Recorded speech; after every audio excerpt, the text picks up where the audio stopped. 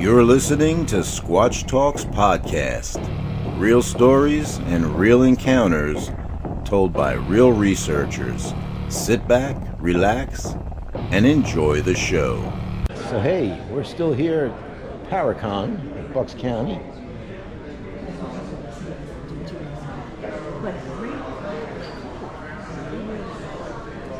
It's awesome, yeah, it's incredible. There he is, GoPro.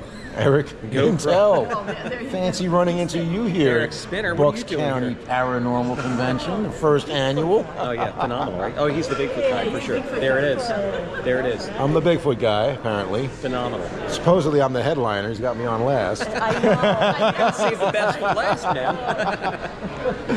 But it's a great day, man. We're glad to have you here, man. Thank you. Thank you. Wow, I enjoyed I actually came in to your presentation at the perfect time.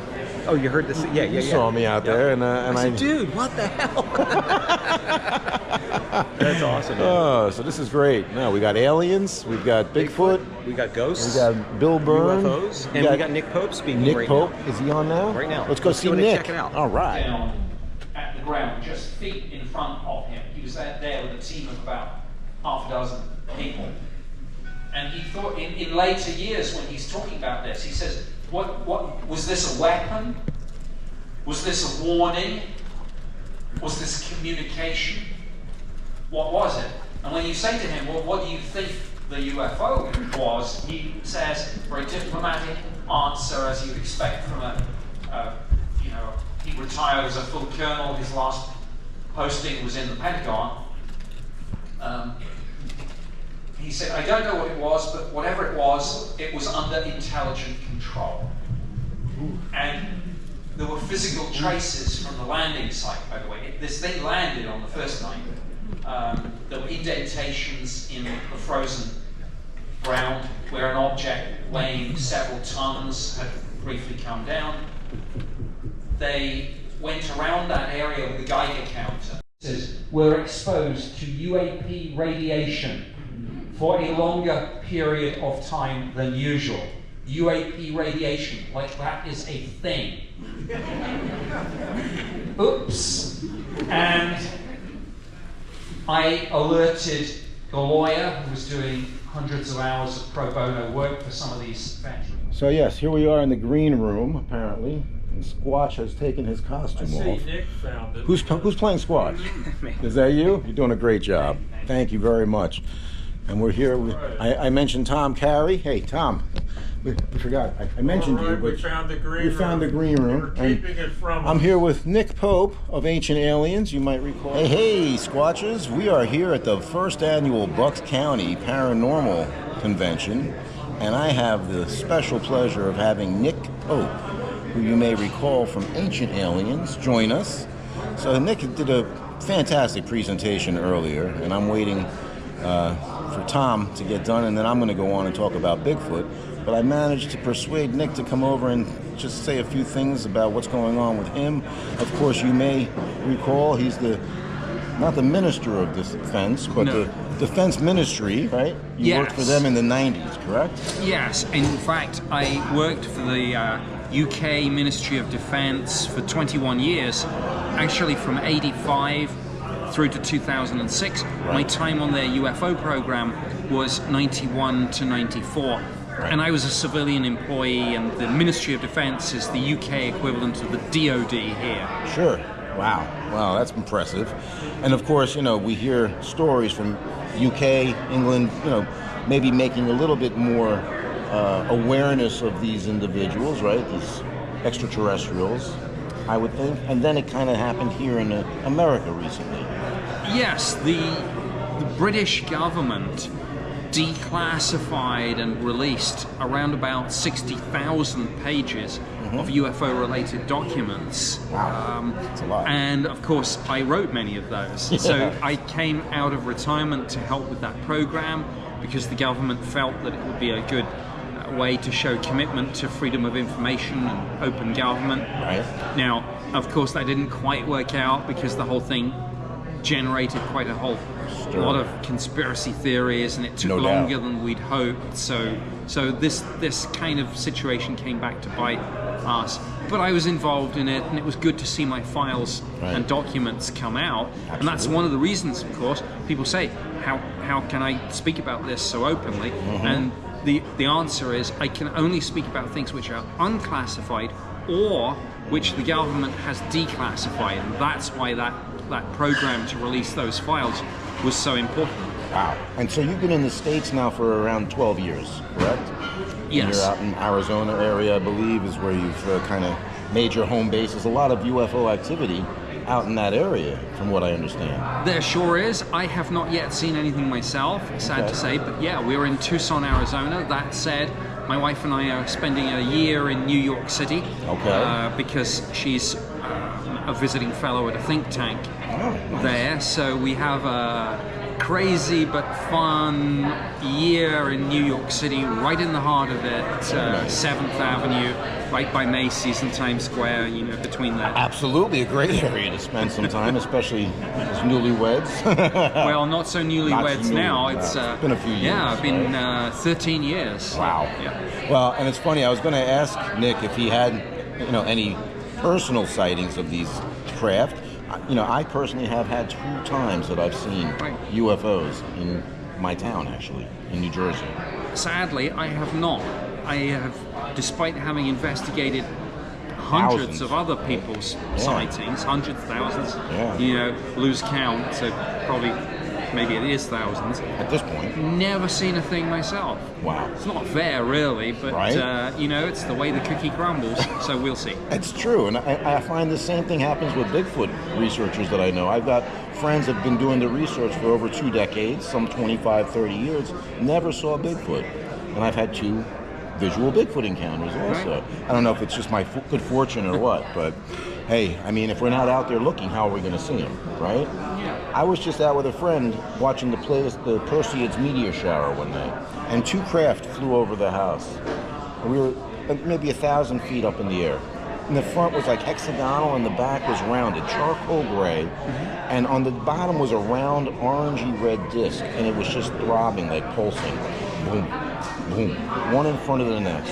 Right. Have you heard of descriptions of ships like that in the past? Yes, I have. Well, not so much the hexagon shape, but certainly the sound that you mentioned. I mean, people even talk about a pulse engine. Really? And sound is one of the underappreciated aspects of UFO research. I'm not even sure if there was a sound associated with it. I'm just describing like the throbbing kind of pulsing kind of I see, light emitting from the bottom. Right. It was really silent, I have to say. And again, it just slowly, one in front of the next, in front of the other, glided across the sky. Okay. The second time at the same location, I had 5 white triangles in V formation. I had gone out to check the pool, getting it ready for the guys to come and open it up or whatever. And this is back around 1995. And it flew over. I literally ducked because it was so low. Flew over the house. I ran to the front of the house to see if I could see it in the park across the street. I couldn't see anything. So I turned, I started walking back down the driveway, came back again over the house and then up and up to the left. Just like whoosh. Right, wow. And I mean, again, this is something I can't explain.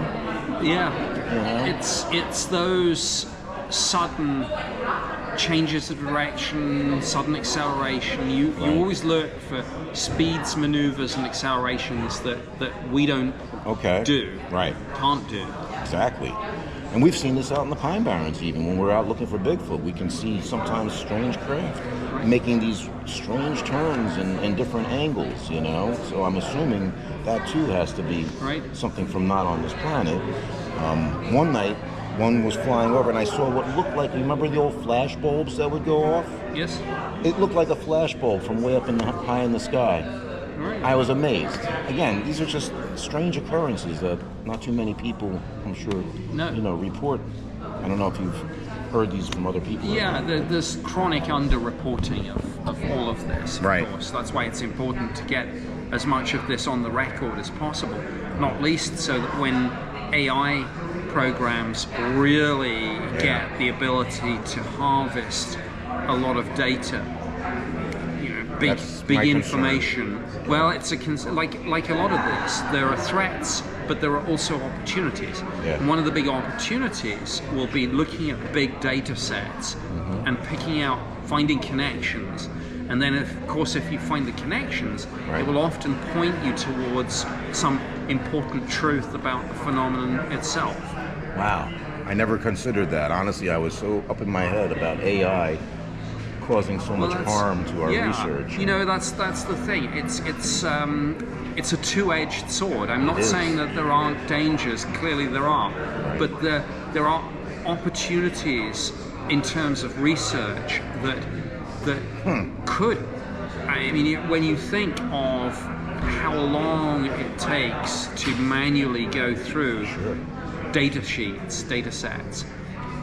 If once you've got it entered in, and of course, you can get information scanned in, AI can not only, when it's used in conjunction with powerful computers, can not only go through large amounts of data very quickly, but it can spot those connections, join the dots. I've never given that really any consideration. That just really opens up a whole new outlook on it, Yeah. Wow, that's amazing. Well, I have to say, this has been a special treat for me to get to not only meet Nick in person after seeing you on all the Ancient Aliens. It's one of my mother's favorite programs. In fact, I got an autographed picture of Bill for her years ago. Right. I should have got one of you, but Bill's going to be traveling out of here shortly, and just very thankful that he took the time to speak with us today. And hey, hopefully you'll check out Ancient Aliens live, right? You're going around touring the country? Yes, we've done about 40 shows so far. We've got another, I think, 24. I think so. On the website, which is ancientaliensLiveTour.com. We'll put a link in the description. Yeah, we're going all over. We're going to New Brunswick. We're going to got some shows in New Jersey coming up in May. and so all over the place, and we have fun with it. Right. But we obviously present a lot of hopefully good information. New information. Particularly, we bridge the gap. We talk about the pyramids, Pumapunku, Stonehenge, Baalbek, wherever it is. But we also bring it right up to date by talking about the modern UAP data, everything that's going on in Congress. So we bridge that gap, linking the ancient with the modern. And there's Giorgio Tsoukalos, William Henry, David Childress, and myself. Oh, it's awesome. But now that you mentioned linking in with Congress, I have to ask, do you not feel, though, that maybe some of the information they're allowing us public to hear about is a way of distracting us, to keep us from, kind of keeping track of what they're not getting done in Washington? It could be, but I think people are used to things not getting done in Washington, true. So it's hardly news. But that is true. Yeah, I think but you're right. We should be mindful and always ask ourselves: could any of this be part of an intelligence operation, aimed at perception management, distraction, and if so, of course, the question becomes: distraction from what? Yeah. When it's the magician's trick, isn't it? Yep. When the magician, waves his arm around and says, "Look at this card." You need to be watching his other hand. That's exactly right, huh? Well, you've heard it here first, folks, on Squatch Talks podcast. I want to thank you very much for taking the time, and check out Ancient Aliens live. And future episodes, I believe Ancient Aliens is in its 25th season, so they're filming right now for the next season. So stay tuned, and thanks for squatching, everybody. Oh, it's a TV phenomenon, and I'll let you into a little secret. A lot of very kind of influential people in government, military, intelligence community, politicians, they watch it too. They won't necessarily admit to it, but we know. I'm sure they do. And one time we went to, we did a show in, where is it? Red Bank. So it's kind of like Jersey, DC, Red Bank. or no, maybe I mean Tyson. Anyway, whatever it was a Washington DC area. We had a lot of interesting people turn up. And a few people kind of come to the green room, and yeah. I don't know why I remember some things other people don't. I'm getting much more acceptance now than I used to get 20 or 30 years ago.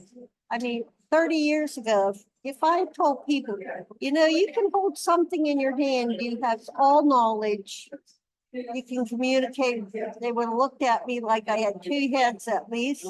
Now we're holding it in our hands. Yeah, it's an idea whose time has come. Tell me about Gene Roddenberry. How did he get his information for the Star Trek series? I like Next Generation a lot better. Yeah, there is a story that he was connected with a group called the Nine, and the Nine, depending on who you talk to, are sometimes described as ancient Egyptian gods who may be returning or may have never gone away. And some people think they're extraterrestrials. But there is some information to suggest that Gene Roddenberry interacted with the Nine. I've only had that story of second or third hand, so I can't verify. Ancient aliens about this British woman when she was a young child. She fell down and hit her head and became an Egyptian princess, and we did a lot of stuff in Egypt. Okay. You ready, Mom? Kind of. It's very interesting. Thank you so much. Thank you. I've been to one of these affairs before, but being that this was not far from home, we came. Well, you're able to make it. Yeah. Yeah. We've had a good time. Yeah. Sorry you won't be sticking around to hear about Bigfoot, but I'm not so into, I know. I'm not really into, and I mean, this guy's fine, but I've been to Roswell, been that, I know, Tom does a great presentation. yeah, he does. That But really brought the house down. He's the star of the show today. yes, and this last guy, the one that talked about the president, that was very interesting. Oh, yeah. Bill Burns did a great job. Keep on to it. You stay well, okay? Turn out I'm only season again. 63, you know, I'm gonna be well. That's right. Keep it up. I expect to live to be 100 because I have things to do. And I'm a survivor. If we blow up this place That's right. and the economic collapse that's coming in the fall, I'm still a survivor. I have something to do. What's your name? Eric, Eric, and when's your birthday, Eric? Tuesday. Oh, okay. I'm very interested in when people were born. New Year's, baby. Good for you. Everybody celebrates. Take care, Nick. Yes, you too. Thanks for coming. I just thought I'd run it by you. I didn't know if you knew, but it's pretty amazing how there's people that have been able to move large, heavy objects with the anti-gravity or reverse magnetism. And I just didn't know if you had any thoughts on that, or how could a guy this was back in like the 1920s, or no, 1950s, 40s, something like that. And he was able to like levitate these real big rocks. Are you familiar with that? Yeah, the Coral Castle. Yes. Yeah, I am. yeah, But again, I have no opinion. yeah. I mean, one of the theories that you hear a lot of people talk about is the sound that may have something to do with Yes. it. And it's interesting. If you look, I guess, at the Bible says in the beginning was the Word, and the Word was with God, and the Word was God. And that always struck me as odd, like some kind of thing to say. But what I think it might be said is that there's something very important and fundamental about sound. It just, you know, when you sort of hear something and a little light bulb goes off and you think that it's got the sense of rightness about it. So that might be a thing. Now, the other thing is, There are stories. I think we've probably all heard them about, and you know, it was moved in a sense in the TV series The Incredible Hulk. But we've heard about, for example, the mother who somehow finds the strength to lift the car that's crashed so that it doesn't punch the child. Yeah. And afterwards, people are like, wait, that, it's like everything else, every system was shut down and was somehow transferred to just the sheer muscle power. Yeah. And so that is another interesting possibility, because what that's saying is that we do have power within ourselves. Sometimes it can be triggered, like it was triggered by a mother's love for her baby. That I know. that I was wear not, this, but you know, his day to die. Yeah. And other times, maybe with the levitation, there are people that can maybe control it in a more sort of killing way. I don't know. yes. Yeah. Yeah.